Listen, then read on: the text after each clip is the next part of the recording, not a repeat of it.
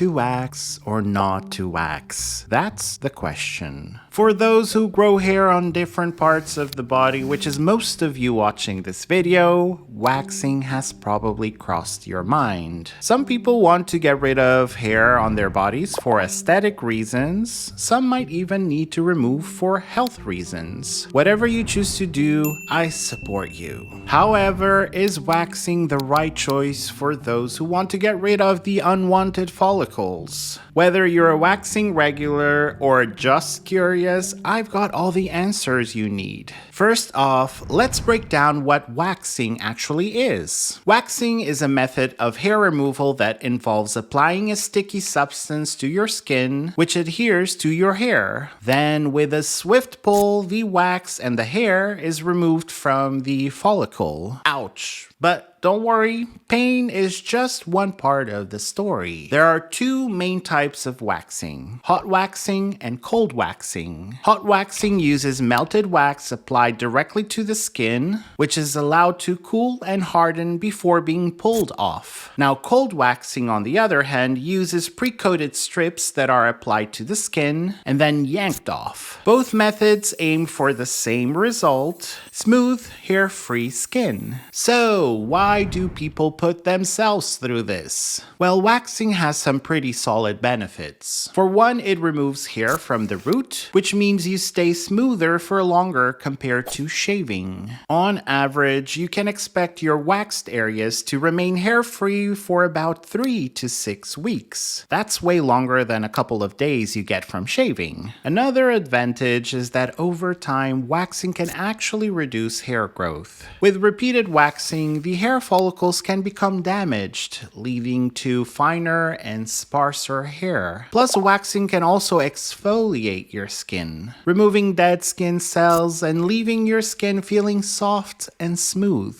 But let's not sugarcoat it. Waxing does come with its downsides. First and foremost, it can be pretty painful, especially in sensitive areas like bikini lines or underarms. The pain factor can vary from person to person, but for most, it's a significant consideration. Then there is the issue of ingrown hairs. When hair grows back, it can sometimes curl back into the skin, causing red, irritated bumps. Not fun. Ingrown hairs are more common with waxing because the hair is removed from the root and has to find its way back to the surface. Waxing can also cause skin irritation and redness, especially if you have sensitive skin or are prone to allergies. Some people might even experience a temporary rash or pimples after waxing. To understand the full impact of waxing, we need to dive into the science of hair growth. Hair grows in cycles: the anagen or growth phase, the catagen or transition phase, and the telogen or resting phase. When you wax, you're pulling out the hairs in all different stages of growth. The anagen phase is when the hair is actively growing, and this is the best time to wax if you want long-lasting results. Hairs in the catagen or telogen phases are most likely to break off rather than being pulled out completely, which can lead to faster regrowth and the dreaded stubbly feel. Now let's talk about skin health. Your skin is your body's largest organ and it's pretty resilient, but it's not invincible. Waxing involves some level of trauma to the skin because you're not just removing hair, you're also pulling on the skin. Frequent waxing can lead to skin irritation, especially if you have sensitive skin or conditions like eczema or psoriasis. It's important to prep your skin properly before waxing. Exfoliating a day or two beforehand can help reduce the risk of ingrown hairs and make the process a bit less painful. Post-wax care is equally crucial. You'll want to avoid hot showers, saunas, and intense workouts for at least 24 hours to prevent further irritation. And moisturizing is key. Keeping your skin skin hydrated can help soothe any redness and keep your skin smooth. Another potential downside to waxing is the risk of infections. Because waxing opens up the hair follicles, it can make your skin more susceptible to bacteria. This is why it's important to go to a reputable salon that follows proper hygiene practices. Double dipping the wax stick? Big no.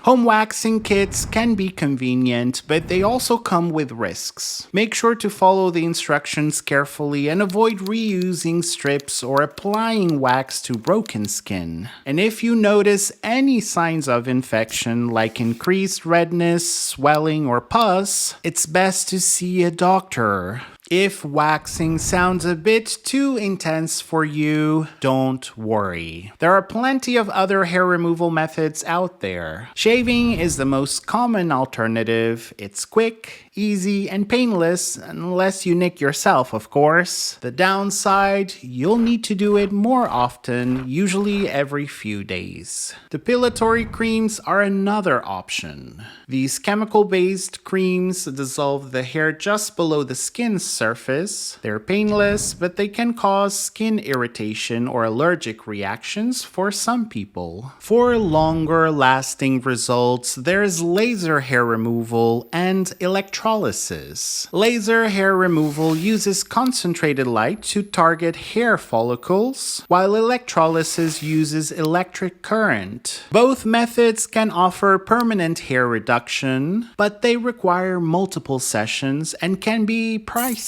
Now let's debunk some common waxing myths, shall we? Myth number 1. Waxing causes your hair to grow back thicker. False. In fact, over time, waxing can actually make your hair grow back finer and sparser. Myth number 2. You can't wax if you're pregnant. While pregnancy makes your skin more sensitive, it's generally safe to wax. Just be sure to consult with your doctor and inform your esthetician. Myth number 3. Waxing will make your skin sag. There's no scientific evidence to support this. Your skin is pretty resilient and won't sag from occasional waxing. Just make sure to follow proper techniques and avoid overstretching the skin. Ready to give waxing a try? Here are some pro tips to make your experience as smooth as possible. First, timing is everything. Aim to wax about a week after your period when your pain tolerance is higher.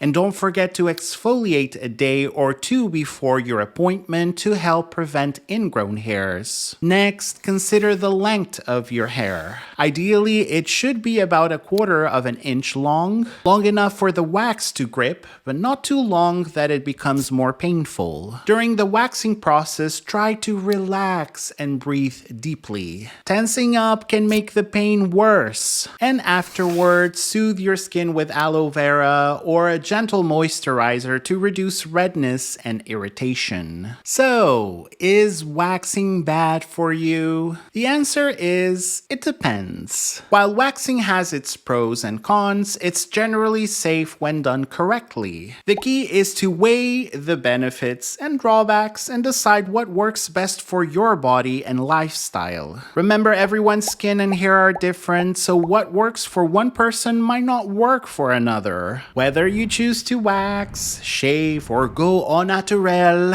the most important thing is to feel comfortable and confident in your own skin. Thanks for watching, and if you enjoyed this video, don't forget to like, subscribe, and hit that notification bell so you never miss a science-packed episode. And if you have any burning questions or topics you want us to cover, drop them in the comments below. I'll see you next time.